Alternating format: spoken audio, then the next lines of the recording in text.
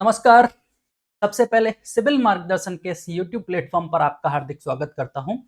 और हम डिस्कस कर रहे हैं राजस्थान इकोनॉमिक सर्वे। पहला चैप्टर है अपना जो है कृषि प्रणालियों में रूपांतरण। 3 सेशन अपने कंप्लीट हो चुके हैं। ये अपना चौथा और इस चैप्टर का फाइनल सेशन है। ठीक है, तो लगभग जितनी भी सरकार द्वारा संचालित स्कीम्स और इसके अलावा इम्पोर्टेंट जितने भी फैक्ट हैं, कृषि क्षेत्र का योगदान, उसका पशुधन का कितना प्रतिशत योगदान है, कितना कौन सी फसलों के उत्पादन में राजस्थान प्रथम, द्वितीय और तृतीय स्थान पर है, तो ये सारी चर्चाएं अपन कर चुके हैं। ठीक है, तो आज के इस सेशन में अपन डिस्कस करेंगे राजस्थान के कृषि जलवायु क्षेत्रों के बारे में और उससे संबंधित जितने भी महत्वपूर्ण क्वेश्चन बनते हैं इन पर चर्चा करेंगे। ठीक है, क्योंकि आज का ये जो टॉपिक है वो एग्जाम पॉइंट ऑफ व्यू से बहुत महत्वपूर्ण है। आपने देखा होगा चाहे आरएएस में, चाहे आपके पीएसआई में, और सरकार के द्वारा आज की डेट में जितनी भी एग्जाम्स कराई जा रही हैं, कंडक्ट कराई जा रही हैं, उनमें एक क्वेश्चन हमें इस टॉपिक से जरूर देखने को मिलता है। और थोड़ा डिफिकल्ट हो जाता है इसको समझना, क्योंकि कृषि जलवायु के क्षेत्रों के नाम अक्सर उसमें ऐसे ही दिए जाते हैं कि फर्स्ट ए है, फर्स्ट बी है, फर्स्ट सी है, सेकंड ए है। तो इसको थोड़ा सा हमें सीक्वेंस से याद रखना होगा और थोड़ा-सा फिर इस तरह से आप हमारे लिए याद रखना आसान हो जाएगा। ठीक है? तो चलिए स्टार्ट करते हैं आज का पहला क्वेश्चन। तो जैसे पहला क्वेश्चन है, सोयाबीन की खेती राजस्थान के किस कृषि जलवायु खंड में प्रमुखता से की जाती है? ठीक है? तो इस तरह से हमें ये कृषि जलवायु क्षेत्रों के नाम दिए होते हैं, जैसे सिंचित उत्तर पश्चिमी मैदान है, आर्द्र दक्षिणी पूर्वी मैदान है, उपाद्र दक्षिणी मैदान है, बाढ़ संभाव्य पूर्वी मैदानी प्रदेश है। तो ये इस तरह से कुछ राजस्थान में पाए जाने वाले कृषि जलवायु प्रदेशों के नाम है। ठीक है, तो सबसे पहले बात करते हैं इस क्वेश्चन को सॉल्व करने से पहले कि भाई कृषि जलवायु क्षेत्रों में क्यों विभाजित किया गया? क्योंकि हम देखते हैं राजस्थान में पश्चिमी रेगिस्तान है, कहीं अरावली प्रदेश है, कहीं पठारी भाग है, ठीक है, कहीं रेतीला प्रदेश है, तो कहीं मैदानी प्रदेश है। तो हर एक क्षेत्र की मिट्टी अलग है, जलवायु अलग है, वर्षा की मात्रा अलग है, तो उसके अकॉर्डिंग खरीफ की फसलें अलग उत्पादन होती हैं, रबी की फसल जो है वो अलग उत्पादित होती है। तो इस अकॉर्डिंग इन कृषि जलवायु के क्षेत्रों के अकॉर्डिंग कुछ डिस्ट्रिक्ट्स को अलग अलग सेपरेट डिविजन्स में डिवाइड किया गया है। ठीक है, उस जलवायु के अकॉर्डिंग, वर्षा की मात्रा के अकॉर्डिंग। ठीक है, अब वो राजस्थान में कितने हैं, भारत में कितने कृषि जलवायु हैं, इस प्रकार आपके भारत में टोटल 15 कृषि जलवायु क्षेत्र हैं। अगर आपसे पूछा जाए कि भारत को कितने कृषि जलवायु क्षेत्रों में विभाजित किया गया है, तो हमारा आंसर होगा कि भारत को 15 कृषि जलवायु क्षेत्रों में विभाजित किया गया है। ठीक है, अब इस 15 में से जो 14वें नंबर पर है वो है आपका पश्चिमी शुष्क क्षेत्र। ठीक है, जो पश्चिमी शुष्क क्षेत्र है वो 14वें नंबर का है, इसमें राजस्थान अपना लाई करता है। एक बात ये, फिर इस 15 को टोटल ऑल ओवर इंडिया में 73 इसके सब डिविजन्स किए गए हैं। जैसे हम देखते हैं राजस्थान में, तो राजस्थान में कितने कृषि जलवायु प्रदेश हैं? 10 हैं। ये भी एक क्वेश्चन है। ठीक है, क्वेश्चन पूछा जाए भारत में कितने कृषि जलवायु प्रदेश हैं? 15। राजस्थान में कितने हैं? 10। ठीक है, भारत के जो 15 हैं इनको कितने भागों में डिवाइड किया गया है? 73। इन 73 में से ही ये राजस्थान में पाए जाने वाले 10 हैं। ठीक है, तो इन 10 के नाम क्या क्या हैं? जैसे कुछ इनके कोड होते हैं, 1A, 1B, 1C। ठीक है, और इसके नाम हैं वो कुछ इस तरह से हैं, जैसे बाढ़ संभाव्य पूर्वी मैदानी प्रदेश, उप आर्द्र दक्षिणी मैदानी प्रदेश है, आर्द्र दक्षिणी पूर्वी मैदान, सिंचित उत्तर पश्चिमी मैदान। ठीक है, तो एक बार अपन इस टेबल है अपने पास, उस टेबल के अकॉर्डिंग इनको सीक्वेंस से याद करेंगे, किस क्षेत्र के अंतर्गत कौन सा जलवायु क्षेत्र आता है, उसके बाद अपन क्वेश्चन डिस्कस करेंगे। चलिएगा एक बार देख लेते हैं।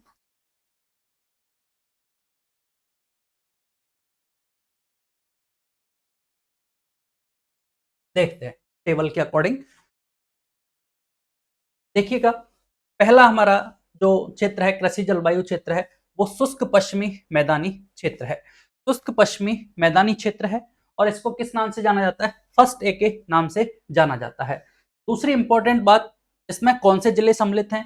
तो इसमें आपके सम्मिलित हैं जोधपुर और बाड़मेर।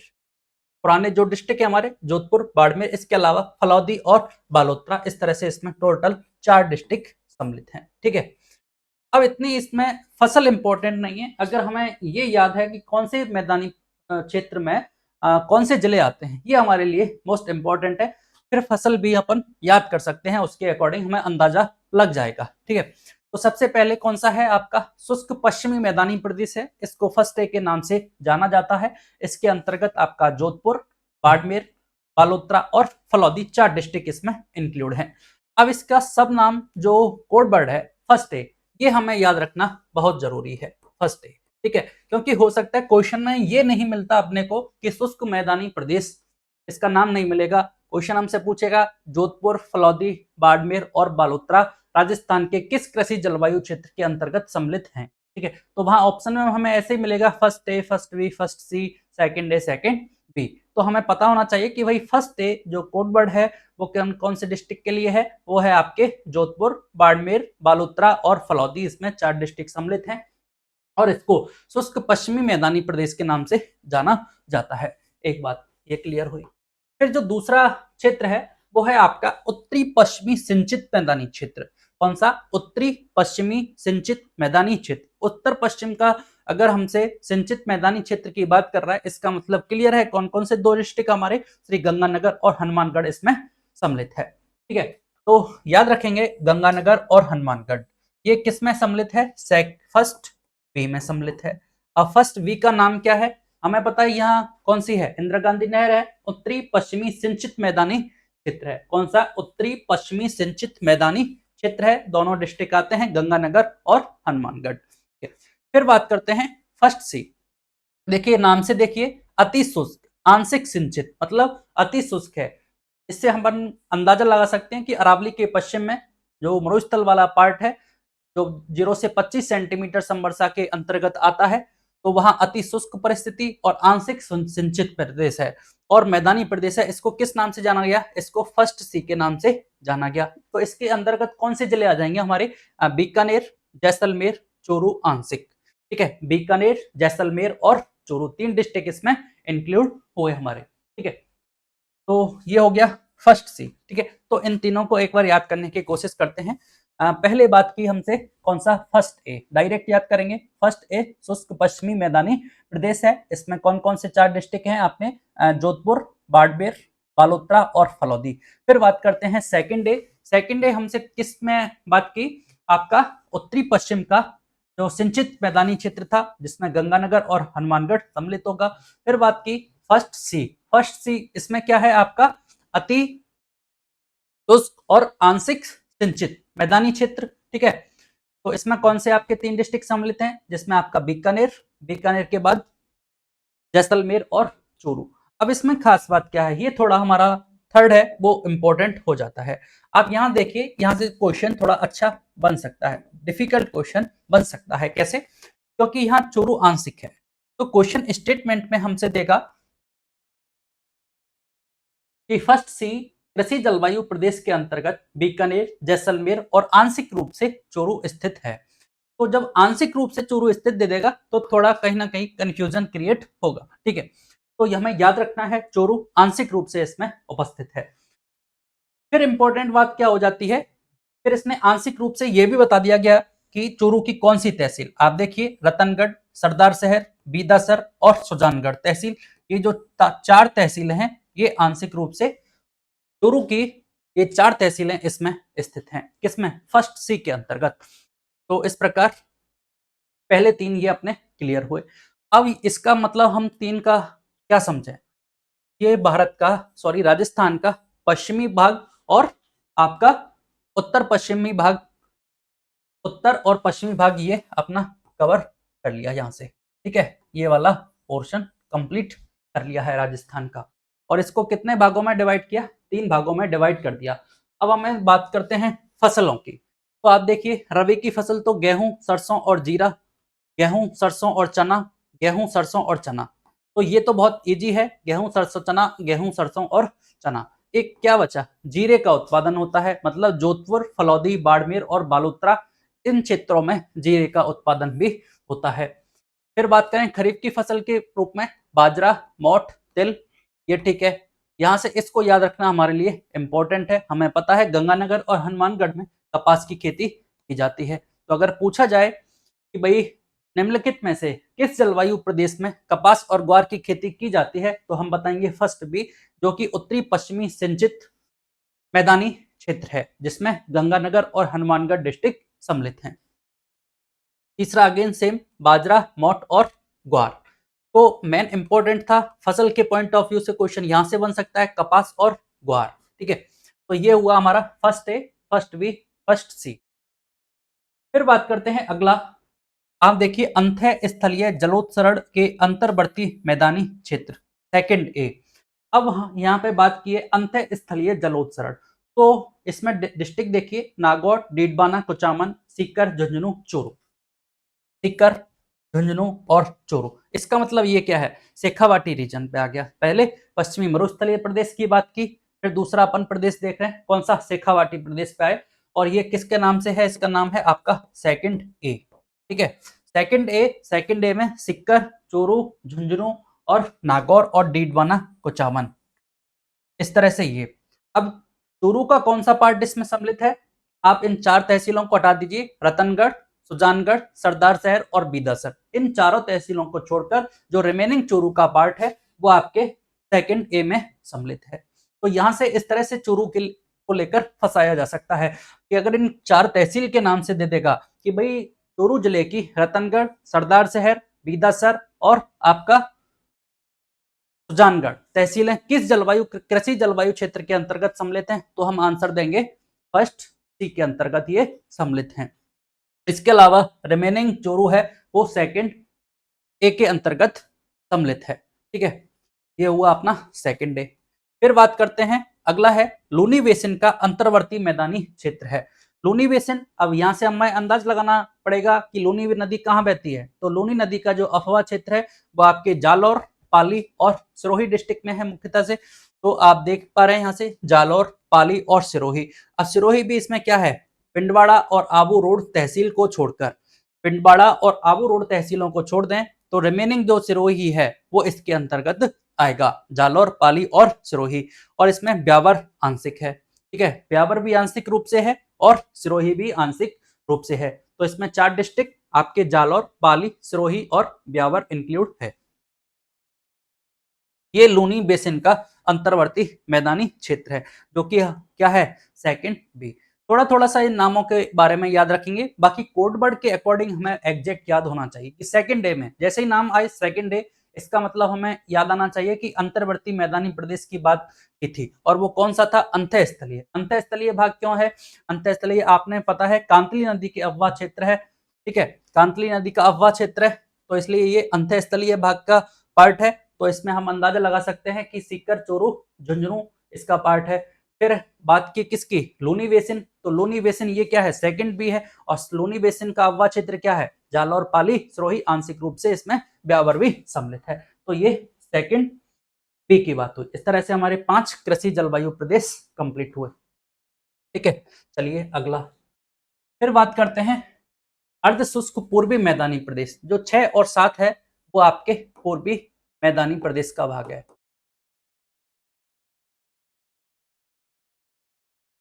ठीक है, इसका पहला पार्ट है अर्ध शुष्क पूर्वी मैदानी क्षेत्र, ये क्या है आपका थर्ड ए है, अर्ध शुष्क पूर्वी मैदानी क्षेत्र।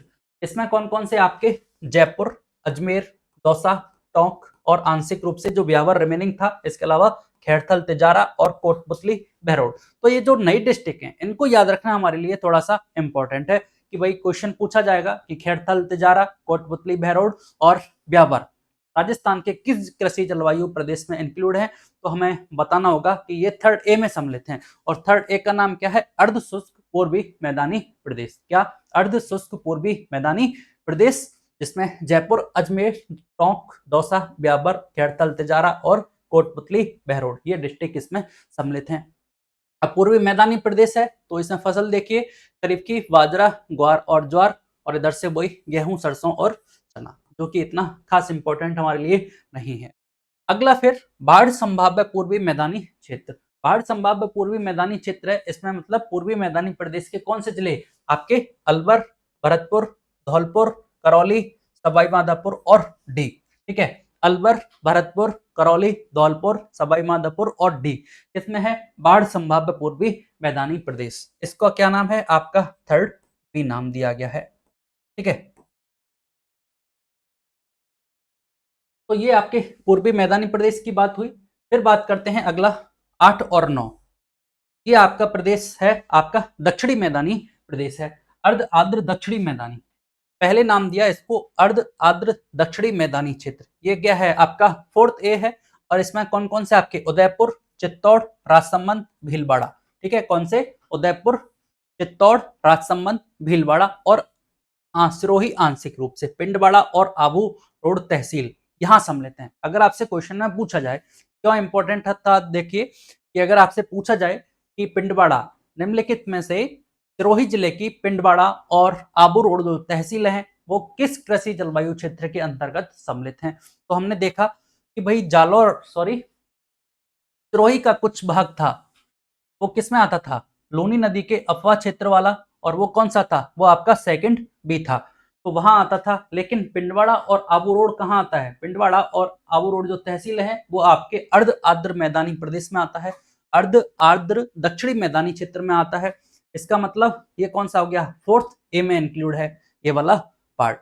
फिर बात करते हैं, अगला है आपका आर्द्र दक्षिणी मैदानी क्षेत्र। आर्द्र दक्षिणी मैदानी क्षेत्र में कौन सा आएगा? डूंगरपुर, बांसवाड़ा, प्रतापगढ़, सलूम्बर और चित्तौड़। ठीक है, चित्तौड़ देखो यहाँ बड़ी सादड़ी तहसील को छोड़कर सारे मोस्ट प्रोबेबली चित्तौड़ यहाँ इंक्लूड है, लेकिन आंशिक चित्तौड़ कौन सा? डूंगरपुर, बांसवाड़ा, प्रतापगढ़, सलूम्बर और चित्तौड़ आंशिक, ये किसमें है? आर्द्र दक्षिणी मैदानी क्षेत्र में ये डिस्ट्रिक्ट सम्मिलित हैं।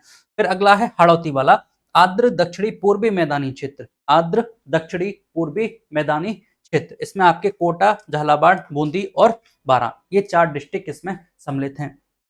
अब आप यहां से देखिए फसल के लिए जो अर्ध आर्द्र दक्षिणी मैदानी क्षेत्र है, इसमें हमें पता है इनमें मक्का की खेती की जाती है इन डिस्ट्रिक्ट में, तो ये हमें याद रखना है। मक्का की खेती कहाँ की जाती है? हमारे दक्षिणी राजस्थान में मक्का की खेती की जाती है, तो यहाँ ये याद रखना है।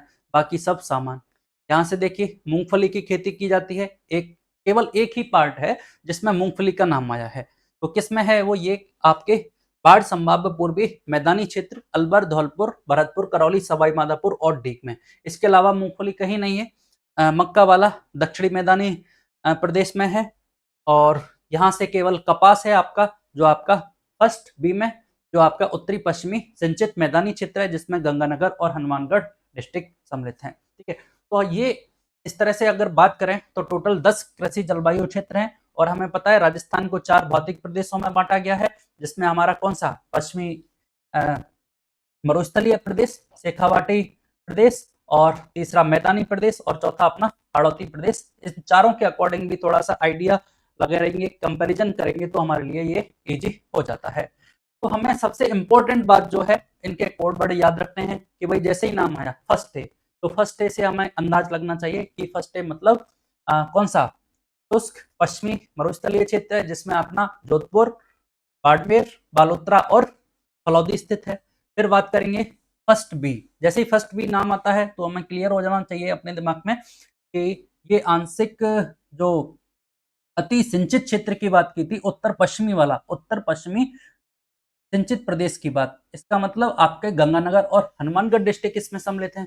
फिर फर्स्ट सी की बात करेंगे तो अति शुष्क और आंशिक सिंचित, इसका मतलब क्लियर है, जैसलमेर, आपका बीकानेर, जैसलमेर और तीसरा जिला आंशिक चूरू। और चूरू जिले के कौन सी तहसील है? इसमें आपकी सरदार शहर, रतनगढ़ और बीदासर और सुजानगढ़, 4 तहसीलें इसमें सम्मिलित थी। ये तो हुआ हमारा फर्स्ट ए, फर्स्ट बी और फर्स्ट सी।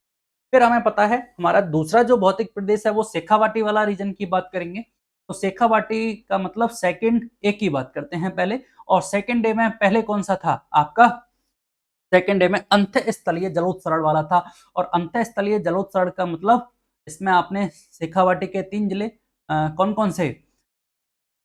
सीकर, चोरू, झुंझुनू, इसके अलावा नागौर भी इसमें सम्मिलित है, और नागौर इसमें सम्मिलित है, इसका मतलब इसमें डीडवाना, कुचामन सम्मिलित है। इन नई डिस्ट्रिक्ट के जिलों को अपन इसके अकॉर्डिंग सेट कर सकते हैं कि नागौर के साथ डीडवाना, कुचामन है। फिर बात करेंगे अगला जो प्रदेश था, सेकंड वी की बात करेंगे। सेकंड वी के बारे में बात करें तो लोनी वाला प्रदेश था, लोनी नदी का अंतर्वर्ती मैदानी प्रदेश। इसका मतलब लोनी नदी का वह क्षेत्र कहाँ पे है? जालौर, पाली और सिरोही में। और सिरोही की किन तहसीलों को छोड़कर? पिंडवाड़ा और दूसरी तहसील है आबू रोड। पिंडवाड़ा और आबू रोड जो तहसील है इनको छोड़कर रिमेनिंग सिरोही इसमें स्थित है। फिर बात करेंगे हमारे पूर्वी मैदानी प्रदेश की। पूर्वी मैदानी प्रदेश में पहले किसकी बात, अर्ध शुष्क मैदानी प्रदेश, फिर बाढ़ संभाव्य मैदानी प्रदेश है। तो अर्ध शुष्क वाले में अपना कौन सा, आपका अजमेर है, टोंक है, जयपुर है, ब्यावर है, आंशिक रूप से ब्यावर था इसमें, और अलवर के दोनों जिले खैरथल, तिजारा और कोटपुतली, बहरोड।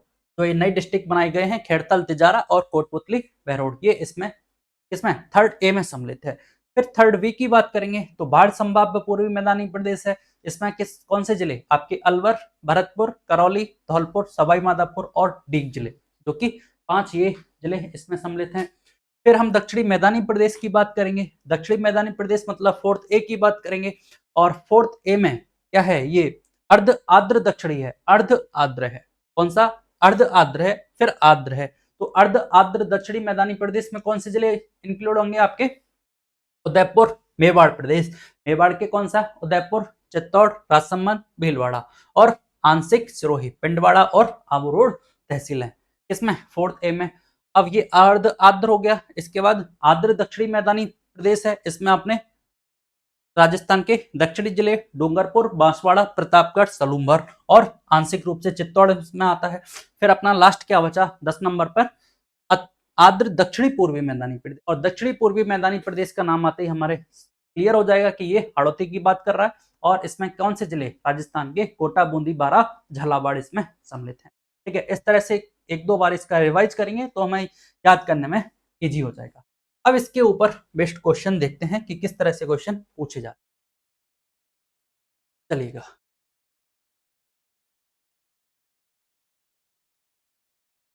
ठीक है, अब देखिए यहाँ पहला क्वेश्चन पूछा गया कि सोयाबीन की खेती राजस्थान के किस कृषि जलवायु खंड में प्रमुखता से की जाती है। अब हमें पता होना चाहिए कि भाई सोयाबीन की खेती राजस्थान के किस क्षेत्र में की जाती है। तो सोयाबीन की खेती तो कहाँ की जाती है, राजस्थान के जो हाड़ौती वाला प्रदेश है उसमें की जाती है। और हाड़ौती वाला प्रदेश कौन सा है, आर्द्र दक्षिणी पूर्वी मैदानी प्रदेश।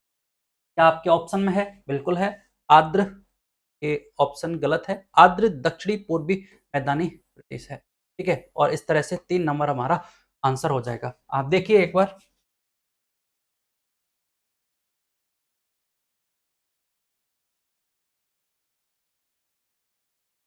ज्वार और सोयाबीन, ये आपके सामने है, ज्वार और सोयाबीन। सोयाबीन केवल कहां पे पाया जा रहा है, हमारे आर्द्र दक्षिणी पूर्वी मैदानी प्रदेश में पाया जाता है, कोटा, झालावाड़, बूंदी और बारां। इसमें गेहूं और चना की खेती की जाती है, और खरीफ की फसल के रूप में सोयाबीन की। ठीक है, तो सोयाबीन केवल कहां पे है, ये तो बहुत इजी क्वेश्चन था कि इसमें हमारे पूरे नाम दे रखे थे, लेकिन ऑप्शन ज्यादातर कैसे मिलते हैं कि सेकंड ए, थर्ड बी, इस तरह से ऑप्शन मिलते हैं। तो ये केवल फिफ्थ में इसका आंसर है। मक्का की खेती के लिए पूछे तो फोर्थ ए या फोर्थ बी आंसर मिल जाएगा। फिर आपके लिए मूंगफली, अगर सोयाबीन का पूछा है तो मूंगफली पूछने की चांसेस बढ़ जाते हैं। तो मूंगफली का उत्पादन कहाँ किया जाता है, थर्ड बी में। थर्ड बी में मतलब बाढ़ संभाव्य पूर्वी मैदानी प्रदेश में मूंगफली का उत्पादन किया जाता है। और इसके पहले कपास का उत्पादन फर्स्ट बी में श्रीगंगानगर और हनुमानगढ़ में किया जाता है। तो यहाँ से ये क्वेश्चन आपका सॉल्व हुआ। अगर टेबल याद है तो क्वेश्चन करना आसान है, अदरवाइज वेरी डिफिकल्ट हो जाएगा थोड़ा सा क्वेश्चन सॉल्व करना। ठीक है, तो 3 नंबर अपना इसका आंसर हो जाएगा। चलिए अगला क्वेश्चन आप देखिए, भीलवाड़ा, उदयपुर और चित्तौड़ जिले राजस्थान के किस कृषि जलवायु क्षेत्र के अंतर्गत सम्मिलित हैं। नाम दे रखा है उप आर्द्र दक्षिणी मैदान, आर्द्र दक्षिणी पूर्वी, आर्द्र दक्षिणी मैदानी और बाढ़ संभाव्य पूर्वी मैदानी प्रदेश। तो जब हम बात करेंगे भीलवाड़ा, उदयपुर और चित्तौड़ की हमसे बात की गई है, तो ये तो हमें पता है राजस्थान के दक्षिणी मेवाड़ के जिले हैं। और इसमें ये जो डिवाइड किया गया था ये तो फोर्थ ए के अंतर्गत या फोर्थ बी के अंतर्गत इंक्लूड होंगे। तो फोर्थ ए में कौन से जिले थे, फोर्थ ए का नाम क्या था, हमें पता है, अर्ध आर्द्र दक्षिणी मैदानी प्रदेश था। ठीक है, और इसमें अपने कौन कौन से जिले, आपके उदयपुर, राजसमंद, भीलवाड़ा और चित्तौड़ जिले इसमें सम्मिलित थे। जो फोर्थ बी था, और फोर्थ बी का नाम था आपका आर्द्र दक्षिणी मैदानी प्रदेश। इसमें आपके डूंगरपुर, बांसवाड़ा और अगला आपका प्रतापगढ़, मुख्यतः ये 3 जिले इसमें सम्मिलित थे। ठीक है, तो हमसे क्या पूछा है, भीलवाड़ा, उदयपुर और चित्तौड़। तो भीलवाड़ा, उदयपुर और चित्तौड़ आंशिक रूप से, तो यहां से हमारा आंसर क्या हो जाएगा, उप आर्द्र दक्षिणी, आर्द्र दक्षिणी पूर्वी। आर्द्र दक्षिणी पूर्वी में तो क्या था आपने, हाड़ौती प्रदेश था, जो कि 5th नंबर का पार्ट था, तो ये गलत हो गया। आर्द्र दक्षिणी मैदानी, आर्द्र दक्षिणी मैदानी में तो ये क्या है, 4th बी है, और 4th बी में कौन से हैं, डूंगरपुर, बांसवाड़ा और प्रतापगढ़ हैं। बाढ़ संभाव्य पूर्वी मैदानी, बाढ़ संभाव्य वाला तो या तो भैया ये 3rd ए होगा या 3rd बी होगा। तो हमें पता है बाढ़ संभाव्य तो 3rd बी है। 3rd ए तो क्या था आपका, उपाद्र वाला था। उपाद्र कौन सा, पूर्वी मैदानी प्रदेश था। ठीक है, जिसमें आपके कौन से जिले सम्मिलित थे, जयपुर, अजमेर और टोंक, दौसा, कोटपुतली, बहरौड़, खैरतल, तिजारा, ये सम्मिलित थे। बाढ़ संभाव्य में कौन से प्रदेश, आपके अलवर, भरतपुर, करौली, धौलपुर, सवाईमाधोपुर और डीग जिले सम्मिलित थे। तो अपना ये आंसर क्या हो गया आपका 4th ए। और 4th ए में क्या इंक्लूड हो गया आपका, उपाद्र दक्षिणी मैदानी प्रदेश। ठीक है, तो 2 नंबर इसका आपका आंसर हो जाएगा। चलिए अगला क्वेश्चन, राजस्थान में सबसे बड़ा कृषि जलवायु प्रदेश कौन सा है। ठीक है, फर्स्ट ए शुष्क पश्चिमी मैदान, फर्स्ट सी अति शुष्क आंशिक सिंचित, आंशिक जल निकासी शुष्क क्षेत्र और उप आर्द्र दक्षिणी मैदानी। तो हमारा राजस्थान का पश्चिमी मरुस्थलीय प्रदेश है, तो बहुत बड़ा भाग है। ठीक है, और फर्स्ट ए और फर्स्ट में कौन सा, फर्स्ट सी है। फर्स्ट सी में क्या इंक्लूड था आपका, फर्स्ट सी में आपका अति शुष्क और आंशिक सिंचित जो प्रदेश था, मैदानी प्रदेश, वो इसमें, जिसमें आपके जैसलमेर,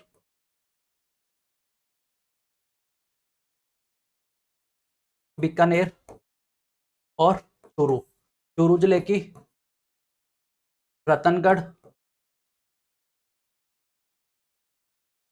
सुजानगढ़, बीदासर और सरदार शहर, ये डिस्ट्रिक्ट इंक्लूड थे, जो कि राजस्थान का सबसे बड़ा कृषि जलवायु प्रदेश है। ठीक है, तो यहां से अपना फर्स्ट सी 2 नंबर अपना आंसर हो जाएगा।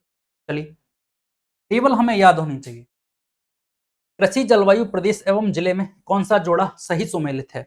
अब आप देखिए, सेकंड ए की बात की गई, सेकंड ए की बात की गई तो चूरू इसमें सम्मिलित है क्या, नहीं।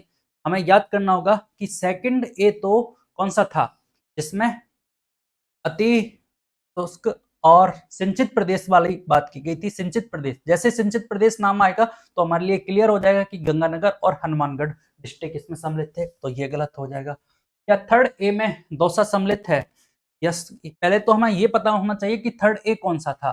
तो 3rd ए मतलब पूर्वी मैदानी प्रदेश की बात की गई थी। 3rd बी में बाढ़ संभाव्य पूर्वी मैदानी प्रदेश था, और 3rd ए के अंतर्गत आपका अर्ध शुष्क पूर्वी मैदानी प्रदेश था, जिसमें आपके जयपुर, अजमेर, टोंक, दौसा, ये शहर इंक्लूड थे। तो ये वाला सही है, सेकंड ए में, 3rd ए में दौसा इंक्लूड है। 4th ए में करौली, ये तो बिल्कुल गलत है, करौली तो 3rd ए में था, और 3rd में किस में था करौली, 3rd बी में था, बाढ़ संभाव्य में, जिसमें आपके अलवर, भरतपुर, करौली, धौलपुर और Sawai Madhopur D. First A में गंगानगर, फर्स्ट ए में गंगानगर नहीं, फर्स्ट ए में तो आपकी कौन से जिले, जोधपुर, बाड़मेर, फलौदी और बालोतरा सम्मिलित हैं। गंगानगर तो आपके फर्स्ट बी में सम्मिलित है। तो इस तरह से हमें बताना होगा, तो 2 नंबर इसका राइट आंसर हो जाएगा। चलिए अगला क्वेश्चन, निम्नलिखित में से कौन सी फसली प्रारूप राजस्थान के दक्षिणी पूर्वी आर्द्र मैदानी कृषि जलवायु प्रदेश में पाया जाता है। दक्षिणी पूर्वी आर्द्र मैदानी प्रदेश, और दक्षिणी पूर्वी आर्द्र मैदानी का इसका मतलब ये तो लास्ट वाला है, 5 नंबर, 5th वाला हाड़ौती प्रदेश की बात की गई, जिसमें कोटा, बूंदी, बारा, झालावाड़ डिस्ट्रिक्ट सम्मिलित हैं। और क्वेश्चन अभी पूछा भी गया था कि दक्षिणी पूर्वी आर्द्र मैदानी प्रदेश में सोयाबीन वाला क्वेश्चन, पहला जो क्वेश्चन हमने देखा था। तो यहाँ से आप देखिए, कपास, सरसों और बाजरा, तो यहाँ से हमें पता होना चाहिए कपास का उत्पादन तो कहाँ किया जाता है, गंगानगर और हनुमानगढ़ में किया जाता है, और गंगानगर हनुमानगढ़ का मतलब क्या हो गया, फर्स्ट वी हो गया। ठीक है, ज्वार, मक्का और बाजरा। जैसे ही मक्का का नाम आएगा तो मक्का तो हमारे दक्षिणी जो मैदानी प्रदेश है वहां उत्पादन किया जाता है, और दक्षिणी मैदानी प्रदेश का मतलब क्या हो गया, फोर्थ ए में भी उत्पादन और फोर्थ बी में भी इसका उत्पादन किया जाता है। और ये कौन सी बात है, ये तो फिफ्थ की बात है, तो ये भी नहीं है। कपास, मक्का और मूंगफली। मूंगफली की बात करें तो हमने किस में देखा था, थर्ड बी में देखा था, बाढ़ संभाव्य वाले प्रदेश में देखा था, अलवर, भरतपुर, करौली, धौलपुर, सवाई माधोपुर, और डी में ये था चावल, गेहूं और सोयाबीन। तो आप देखिए सोयाबीन एकमात्र ऑप्शन है जिसका उत्पादन फिफ्थ में किया जाता है, और जो कौन सा है आपका, दक्षिणी पूर्वी आर्द्र मैदानी कृषि जलवायु क्षेत्र है। इस प्रकार 4 नंबर हमारा आंसर हो जाएगा। ठीक है, तो हमने कुछ फसलों के बारे में देखना होगा। कपास का उत्पादन राजस्थान में पर्टिकुलर गंगानगर, हनुमानगढ़ में किया जाता है। मक्का का उत्पादन हमारे दक्षिणी के जो राजस्थान के जिले हैं उनमें प्रमुखता से किया जाता है, जो कि मेवाड़ के और अपने दक्षिणी क्षेत्र के जिले थे डूंगरपुर, बांसवाड़ा, प्रतापगढ़। फिर कपास का उत्पादन हमने देखा, मूंगफली का उत्पादन थर्ड बी में आपके बाढ़ संभाव्य जिले जो थे उनमें किया जाता है। सोयाबीन का उत्पादन हाड़ौती में किया जाता है। चलिए अगला क्वेश्चन, सीकर, झुंझुनू और नागौर जिले राजस्थान की कौन सी कृषि जलवायु पेटी के अंतर्गत आते हैं। सीकर, झुंझुनू और नागौर। तो हमें देखना होगा भाई, सीकर और झुंझुनू शेखावाटी के जिले हैं, और शेखावाटी में हमने कौन सा देखा था, शेखावाटी वाला प्रदेश था। मतलब पहले तो हमें ये बात याद आनी चाहिए कि सेकंड वाले पार्ट की बात की गई है। अब देखिए शुष्क पश्चिमी मैदानी प्रदेश, ये तो नहीं था। शुष्क पश्चिमी मैदानी क्षेत्र, इसमें कौन से सम्मिलित थे अपने, जोधपुर, फलौदी, बाड़मेर और बालोतरा सम्मिलित थे, तो ये गलत हो गया। अंतः स्थलीय अपवाह के अंतर्वर्ती मैदानी क्षेत्र, बिल्कुल यही है, अंतः स्थलीय अपवाह के अंतर्वर्ती मैदानी क्षेत्र थे, जिसमें आपके सीकर, झुंझुनू, नागौर और चूरू जिले का आंशिक पार्ट इसमें सम्मिलित था। ठीक है, तो ये अपना आंसर हो जाएगा 2 नंबर। फिर देखिए आप, अर्ध शुष्क पूर्वी मैदानी क्षेत्र, अर्ध शुष्क पूर्वी मैदानी क्षेत्र है, इसका मतलब ये तो थर्ड एक ही बात की गई है, जिसमें हमारे कौन से जिले, आपका अजमेर, जयपुर, दौसा, टोंक, ये जिले सम्मिलित थे, कोटपुतली, बहरोड और खैरतल, तिजारा। बाढ़ संभाव्य पूर्वी मैदानी क्षेत्र, ये कौन सा है आपका, बाढ़ संभाव्य पूर्वी मैदानी प्रदेश है थर्ड बी, जिसमें आपके अलवर, भरतपुर, करौली, धौलपुर वाले डिस्ट्रिक्ट इसमें सम्मिलित थे। तो टेबल को हम बार बार याद करेंगे, बार बार क्वेश्चंस को सॉल्व करेंगे तो हमें क्वेश्चन सॉल्व करना आसान होगा, अदरवाइज थोड़ा डिफिकल्ट होगा। देखो जयपुर, दौसा और अजमेर राजस्थान के किस कृषि जलवायु प्रदेश में सम्मिलित है, बाढ़ संभाव्य पूर्वी मैदानी प्रदेश नहीं है तो मतलब सबसे पहले तो बात करें तो ये कोडिंग में बताना चाहिए कि हमें भाई थर्ड में इंक्लूड है। अब थर्ड में हमने 2 पार्ट देखे, ए या बी, तो ए में ये सम्मिलित थे भाई, जयपुर, दौसा, अजमेर आपका, इसके अलावा कोटपुतली, बहरोड, खैरतल, तिजारा। ठीक है, फिर अर्ध शुष्क पूर्वी मैदानी प्रदेश, बिल्कुल सही बात है, अर्ध शुष्क पूर्वी मैदानी प्रदेश में ही ये सम्मिलित हैं। अर्ध आर्द्र दक्षिणी मैदान, तो ये दक्षिणी मैदान है की बात कर रहा है, और अर्ध आर्द्र की बात कर रहा है, इसका मतलब क्लियर है, उदयपुर और आपका चित्तौड़गढ़, राजसमंद, ये जिले सम्मिलित हैं। आर्द्र दक्षिणी मैदानी प्रदेश, इसमें डूंगरपुर, बांसवाड़ा, प्रतापगढ़, ये जिले सम्मिलित हैं। चलिए अगला क्वेश्चन, राजस्थान के कौन से जिले आर्द्र दक्षिणी पूर्वी मैदान, सिंपल बात है, जैसे ही दक्षिणी पूर्वी की बात करेगा हाड़ौती के मैदान पर जाना है, हाड़ौती की प्रदेश की पठार की बात करनी है, और इसमें कौन से डिस्ट्रिक्ट है हाड़ौती के, कोटा, बूंदी, बारा, झालावाड़, एक ही ऑप्शन है 4 नंबर। ठीक है, ये आंसर। चलिए अगला क्वेश्चन, चूरू जिले की रतनगढ़, सरदार शहर, सुजानगढ़, बीदासर तहसील निम्नलिखित में से किस कृषि जलवायु प्रदेश के अंतर्गत सम्मिलित हैं। तो हमें याद रखना है चूरू आंशिक रूप से जो कि मुख्यतः ये 4 तहसील हैं, किस कृषि जलवायु खंड के अंतर्गत आते हैं, ये आती हैं आपके फर्स्ट सी के अंतर्गत। फर्स्ट सी कौन सा था आपका, अति शुष्क और आंशिक सिंचित मैदानी प्रदेश था, जिसमें आपके कौन कौन से, जैसलमेर, बीकानेर और चूरू, और चूरू की ये 4 तहसील हैं, सरदार शहर, रतनगढ़, सुजानगढ़ और विदासर। ये बहुत अच्छा क्वेश्चन है, पूछा जा सकता है। थोड़ा डिफिकल्ट अगर क्वेश्चन पूछा गया तो इस तरह से ये पूछा जा सकता है। तो ठीक है, तो फर्स्ट सी ए ऑप्शन अपना राइट आंसर हो जाए। चलिए अगला क्वेश्चन देखिए, सिरोही जिले की पिंडवाड़ा और आबू रोड तहसीलें निम्नलिखित में से किस कृषि जलवायु प्रदेश के अंतर्गत सम्मिलित हैं? तो हमने देखा था सिरोही दो जगह स्थित था। तो सिरोही पहले कहाँ स्थित था? हमने देखा था भाई ये सेकंड में स्थित था। सेकंड में कहाँ स्थित था? लूनी बेसिन वाले क्षेत्र में स्थित था। और लूनी वाला प्रदेश कौन सा था? सेकंड बी था। ठीक है, तो वहां पिंडवाड़ा और आबू रोड तहसीलों को छोड़कर स्थित था। ठीक है, शेष सिरोही स्थित था। अब बचे ये जो दो तहसील हैं वो कहाँ पे आएंगी? तो ये फोर्थ वाले पार्ट में आएंगे। अब फोर्थ वाले किस पार्ट में आएंगे? ये वाला प्रदेश पिंडवाड़ा और आबू रोड। तो देखिए फोर्थ में सेकंड में नहीं आएगा, फोर्थ ए नहीं आएगा। अब फोर्थ ए भी है और फोर्थ बी भी है, तो ये आएंगे आपके फोर्थ बी के अंतर्गत। ठीक है, फोर्थ बी के अंतर्गत एक बार और चेक कर लेते हैं।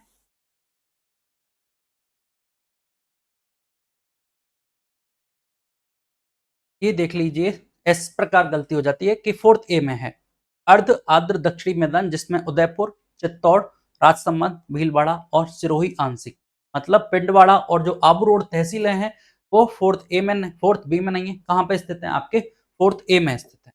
तो इस प्रकार हमें गलती करने के चांसेस रहते हैं, तो इसलिए हमें याद रखना है कि सिरोही जिले की पिंडवाड़ा और जो आबू रोड तहसीलें हैं वो अर्ध आर्द्र दक्षिणी मैदानी प्रदेश में स्थित हैं, जिसमें आपके उदयपुर, राजसमंद, भीलवाड़ा, चित्तौड़गढ़ डिस्ट्रिक्ट स्थित हैं।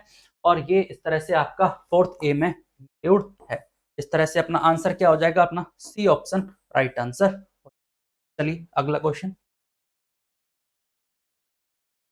देखो, क्वेश्चन को और डिफिकल्ट बनाया जाएगा तो इस प्रकार से कि निम्नलिखित विशेषताएं किस कृषि जलवायु प्रदेश से सम्मिलित हैं। अब हमें पता होना चाहिए कि भाई किसके अंतर्गत मक्का, धान, ज्वार, उड़द प्रमुख खरीफ की फसलों का उत्पादन किया जाता है।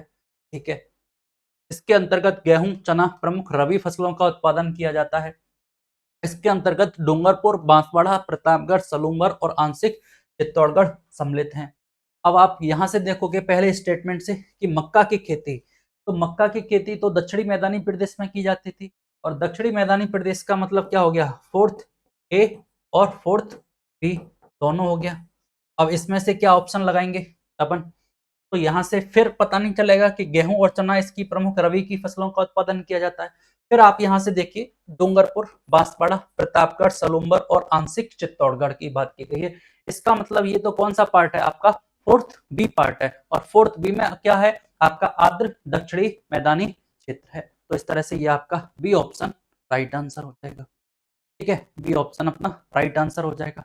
अब क्वेश्चन इतना सा भी दे सकते थे वन लाइनर में, निम्नलिखित में से डूंगरपुर, बांसवाड़ा, प्रतापगढ़, सलूंबर, आंशिक चित्तौड़गढ़ किस जलवायु प्रदेश के अंतर्गत हैं? लेकिन क्वेश्चन को थोड़ा लेंथी बनाया गया, तो इस तरह के क्वेश्चन हमसे पूछे जाते हैं। चलिए, राजस्थान का कौन सा जिला आर्द्र दक्षिणी पूर्वी मैदान के कृषि जलवायु प्रदेश में शामिल नहीं है? दक्षिणी पूर्वी नाम आते ही हमें पता चल जाता है हाड़ौती प्रदेश की बात की गई है। तो देखो, बूंदी, कोटा और बारां, इसका मतलब उदयपुर इसमें सम्मिलित। 3 नंबर अपना आंसर हो जाएगा। चलिए अगला क्वेश्चन, इनाम पोर्टल कब प्रारंभ किया? इनाम पोर्टल के बारे में हमने कल एक स्कीम देखी थी कि राजस्थान में कृषक उपहार योजना है, इस इनाम पोर्टल के द्वारा संचालित की जा रही थी। कृषक अपने 10,000 से अधिक रुपए के उपज बेचता है तो उसको कूपन प्रदान किया जाता है। अब हमसे क्वेश्चन डायरेक्ट पूछ लिया गया कि भाई इनाम पोर्टल कब प्रारंभ किया गया? तो आप ऑप्शन देख रहे हैं, 14 अप्रैल 2016, 18 जुलाई 2019, 1 जनवरी 2023, 15 अगस्त 2024। तो इनाम पोर्टल है वो आपके 14 अप्रैल 2016 को प्रारंभ किया गया। ठीक है, 14 अप्रैल 2016 को ये इनाम पोर्टल प्रारंभ किया गया। इसके बारे में कुछ जानकारी देख लेते हैं। जैसे राष्ट्रीय कृषि बाजार है, नेशनल एग्रीकल्चर मार्केट है। ये योजना 14 अप्रैल 2016 को प्रारंभ की गई और इसके माध्यम से ही इस पोर्टल को लॉन्च किया गया था। अब ये राष्ट्रीय कृषि बाजार ई नेम क्या है? नेशनल एग्रीकल्चर मार्केट एक Akhil Bharatiya electronic trading portal है। किसका है? Akhil Bharatiya electronic trading portal है, जो कृषि से संबंधित उपजों के लिए एक एकीकृत राष्ट्रीय बाजार का निर्माण करने के लिए मौजूदा कृषि उपज विपणन समितियों एवं कृषि मंडियों का एक प्रसार है। इसके माध्यम से क्या हुआ, कृषि का जो पूरा बाजार था, कृषि उपज मंडियां थी, इन सबको एकीकृत कर दिया गया। ठीक है, इसके माध्यम से क्या होगा, किसान अपनी उपज है इसको आसानी से बेच सकता है। इसके लिए मार्केट अवेलेबल हो गया आसानी से बड़ा, उसके सामने जो बिचौलियों की समस्या थी उससे निजात मिल गई। ठीक है, तो ये सारी समस्याएं इससे दूर हुई और ये कृषि उपज विपणन समितियां और कृषि मंडियों का एक प्रसार हो गया। और इस तरह से ये एक ऑनलाइन पोर्टल है जो Akhil Bharatiya electronic trading portal है। ठीक है, अब इसके लाभ क्या है राष्ट्रीय कृषि बाजार के, किसानों को राष्ट्रीय कृषि बाजार के माध्यम से कृषि उत्पादों के विक्रय से उचित मूल्य प्राप्त होने की संभावना है। क्यों संभावना है, उचित मूल्य क्यों मिल जाएगा, क्योंकि बिचौलियों की समस्या समाप्त हो गई, अब किसान अपना प्रोडक्ट डायरेक्ट बेच सकता है। फिर स्थानीय व्यापारियों को अपने ही प्रदेश के अन्य भागों में और अन्य राज्यों में कृषि उत्पाद खरीदने व बेचने के अवसर प्राप्त हो सकेंगे।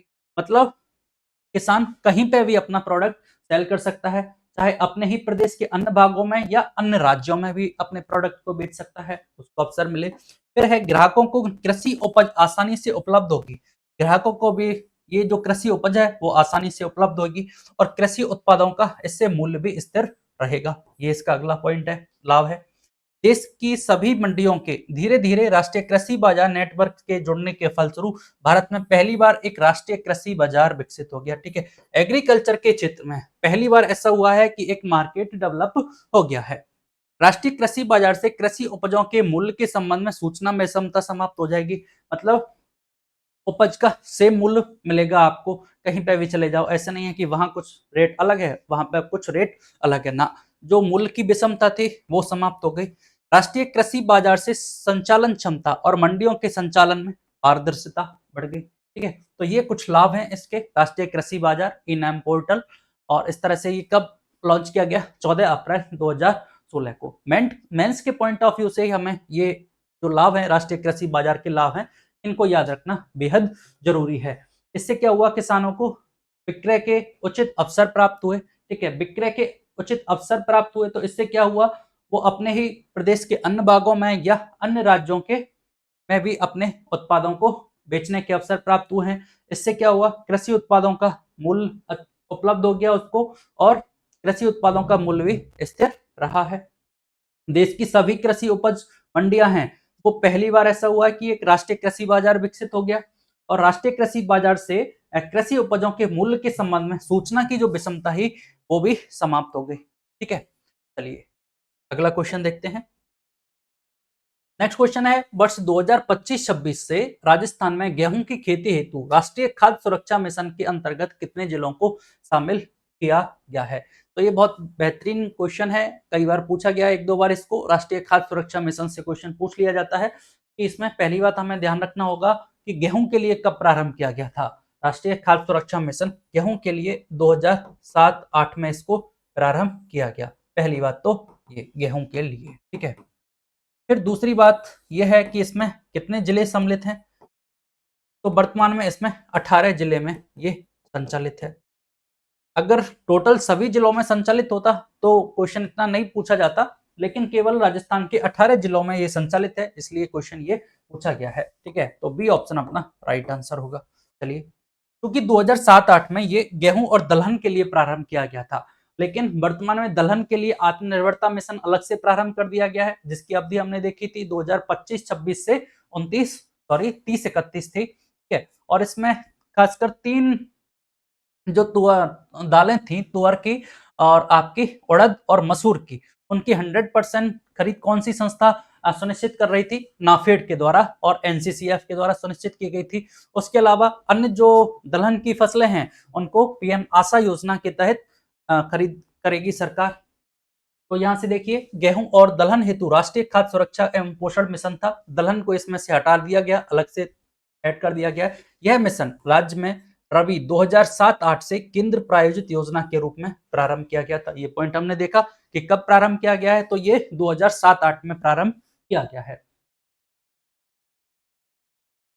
तो इस मिशन के अंतर्गत उन्नत प्रौद्योगिकियों पर आधारित फसल प्रदर्शन का उपयोग का आयोजन करना है, प्रमाणित बीजों का वितरण करना है, सूक्ष्म पोषक तत्वों जैव उर्वरकों के उपयोग को बढ़ावा देना है, जिप्सम का प्रयोग करना है, पौध संरक्षण रसायन एवं जैव एजेंट, जैव कीटनाशक, खरपतवारनाशी का उपयोग को बढ़ावा देना है, फसल प्रणाली आधारित प्रशिक्षण देना है, फेंसिंग, बाड़बंदी के प्रयोग को प्रोत्साहित करने से संबंधित महत्वपूर्ण गतिविधियां इसमें शामिल हैं। ठीक है, तो अगर क्वेश्चन पूछा जाए कि राष्ट्रीय खाद्य सुरक्षा पोषण मिशन के अंतर्गत क्या गतिविधियां सम्मिलित हैं, तो इनके बारे में हमें थोड़ा सा याद रखना होगा। और वर्ष 2025-26 में राज्य में 18 जिलों को गेहूं की खेती के लिए शामिल किया गया है। तो ट्राई के पॉइंट ऑफ व्यू से दो क्वेश्चन इंपॉर्टेंट है कि ये मिशन कब प्रारंभ किया गया। तो ये मिशन 2007-8 में प्रारंभ किया गया और वर्तमान में राजस्थान के 18 जिलों में संचालित किया जा रहा है। ठीक है, चलिए अगला क्वेश्चन, निम्नलिखित में से किन फसलों को मोटे अनाज हेतु राष्ट्रीय खाद्य सुरक्षा और पोषण मिशन में सम्मिलित किया गया है। मिशन वही है, राष्ट्रीय खाद्य सुरक्षा और पोषण मिशन, किसके लिए, मोटे अनाज के लिए। तो इस मोटे अनाज में हमसे ये पूछा गया कि किन फसलों को सम्मिलित किया गया है। तो इसमें ऑप्शन है हमारे सामने मक्का, जौ, गेहूं और चना। गेहूं के लिए तो अलग से था, चना इसमें सम्मिलित नहीं है। तो इसमें दो फसल सम्मिलित हैं, पहली है आपकी मक्का और दूसरी है जौ। ठीक है, और फिर बात करेंगे कि ये कितने जिलों में संचालित है। तो ये दोनों फसलें के लिए 9 जिले में संचालित है। जौ के लिए भी 9 जिलों में संचालित है और मक्का की खेती के लिए भी ये 9 जिलों में संचालित है। अगेन फिर वही क्वेश्चन पूछा जा सकता है कि पहले तो कौन सी फसलें सम्मिलित हैं इसमें मक्का मोटे अनाज के लिए। तो दो फसलें मक्का और दूसरी जौ। राजस्थान के कितने जिलों में संचालित है, ये आपके 9 जिलों में संचालित है। तो अपना आंसर यहाँ से क्या हो जाएगा, ए ऑप्शन, ए और 1 और 2 इसका आंसर हो जाएगा। चलिए, तो देखिए मोटे अनाज हेतु राष्ट्रीय खाद्य सुरक्षा और पोषण मिशन वर्ष 2018 से 19 से ये प्रारंभ हुआ है, मोटे अनाज वाला मिशन। और इसके अंतर्गत मक्का और जौ को राष्ट्रीय खाद्य सुरक्षा और पोषण मिशन में शामिल किया गया है। जैसे गेहूं वाला तो 2007-8 से संचालित था, लेकिन ये 2018-19 से संचालित है। ठीक है, 2018-19। फिर 2025 में राज्य में मक्का की खेती हेतु 9 जिले सम्मिलित हैं। अब हमें पता होना चाहिए मक्का की खेती कहाँ की जाती है, तो आपके दक्षिणी मैदानी क्षेत्र में ये खेती की जाती है। तो इसमें इसके अकॉर्डिंग कौन से जिले देखो, बांसवाड़ा, डूंगरपुर, उदयपुर, भीलवाड़ा, चित्तौड़, सलूम्बर, राजसमंद। इसके अलावा हमें 2 डिस्ट्रिक्ट हड़ौती के बारां और झालावाड़, इस तरह से ये 9 डिस्ट्रिक्ट सम्मिलित हैं। 2 डिस्ट्रिक्ट तो आपके बारां, झालावाड़, डूंगरपुर, बांसवाड़ा, उदयपुर, चित्तौड़, राजसमंद और सलूम्बर। यार ये एक बचा लास्ट अपना भीलवाड़ा। इस तरह से हमें याद रखना होगा। इस प्रकार जौ की खेती हेतु 9 जिले सम्मिलित हैं, जिसमें आपका अजमेर, ब्यावर, जयपुर, डीडवाना, कुचामन, सीकर, चूरू, गंगानगर, हनुमानगढ़ और भीलवाड़ा। ठीक है, तो याद रखना होगा। यहां से देखिए आप, सीकर, चूरू 2 डिस्ट्रिक्ट, जयपुर, अजमेर, ब्यावर, डीडवाना, कुचामन, श्री गंगानगर, हनुमानगढ़ और भीलवाड़ा, ये 9 डिस्ट्रिक्ट इसमें सम्मिलित किए गए हैं। चलिएगा, राजस्थान के कितने जिलों में राष्ट्रीय बागबानी मिशन क्रियान्वित किया जा रहा है। तो राष्ट्रीय बागबानी मिशन 2005-6 से ये चलाई जा रही है स्कीम, पुरानी स्कीम है। तो राजस्थान में वर्तमान में 41 जिलों में ये संचालित की जा रही है। तो डी ऑप्शन हमें याद रखना है, इसका राइट आंसर 41। देखिए राष्ट्रीय बागबानी मिशन क्यों इंपॉर्टेंट है, क्या उपयोग है इसका बागबानी का। तो इसमें फल, मसाले, फूलों जैसी विभिन्न जो बागवानी फसलें हैं उनके क्षेत्रफल, उनके उत्पादन और उसकी उत्पादकता को बढ़ाने के लिए यह योजना चयनित 41 जिलों में लागू की जा रही है। ठीक है, तो बागवानी के अंतर्गत क्या आता है, हमारे फल, मसाले और फूल इंक्लूड है और राजस्थान के 41 जिलों में ये संचालित की जा रही है। ठीक है, इतना ही हमें याद रखना है। तो यहाँ से हमारा ये जो फर्स्ट चैप्टर है कृषि प्रणालियों में रूपांतरण, ये कंप्लीट हुआ। इसके बाद अपन सेकंड चैप्टर स्टार्ट करेंगे जो कि स्वास्थ्य पर आधारित है। तो अगर इस चैप्टर में कोई भी क्वेरी हो तो एक बार आप कमेंट करके जरूर बताएं। धन्यवाद।